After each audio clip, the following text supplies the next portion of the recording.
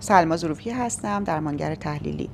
تمرین روز اول برای کاهش اضطراب در زندگی اینه که من بدونم و بپذیرم من همه کار توان نیستم، من دانای کل نیستم و قرار هم نیست باشم، به علاوه این که بقیه هم مثل من همین شرایط رو دارن.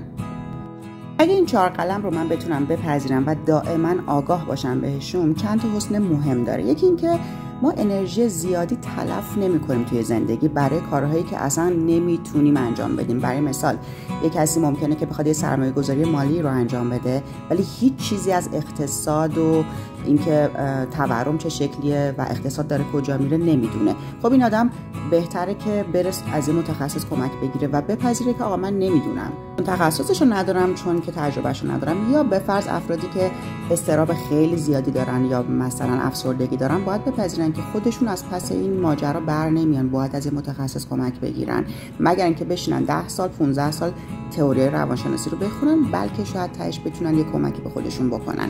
پس ببینید یه موقعی ما خودمون دنبال نخودسیا نباید بفرستیم، باید بپذیریم که این در تخصص من نیست، من توانایی این رو ندارم و بی خودی نرم دنبالش که انرژی تلف بشه.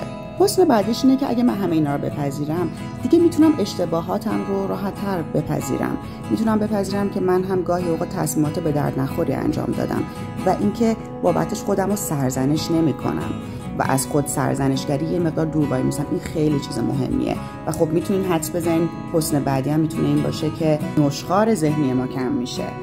به خاطر اینکه میگم نمیام برگردم عقب بگم اگه اون روز 10 سال پیش 3 روز پیش فلان تصمیم رو نگرفته بودم و تصمیم دیگه گرفته بودم چقدر الانم فرق میکرد. و این نشخوار ذهنی دائم توی ذهن ما اتفاق نمیفته که خیلی خیلی برای کاهش اضطراب و آوردن آسایش به زندگیمون کمک کننده است. حسن آخرم اینه ما میفهمیم ما تنها نیستیم. فقط من نیستم که دانایی محدوده، فقط من نیستم که تخصصم محدوده، فقط من نیستم که توانایی‌ام محدوده، بقیه هم همینن.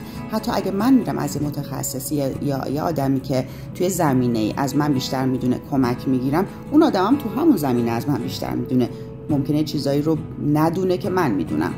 پس همه اینا رو در کل در نظر بگیریم کمک میکنه که ما اضطرابامون توی زندگی یه مقداری کاهش پیدا بکنه.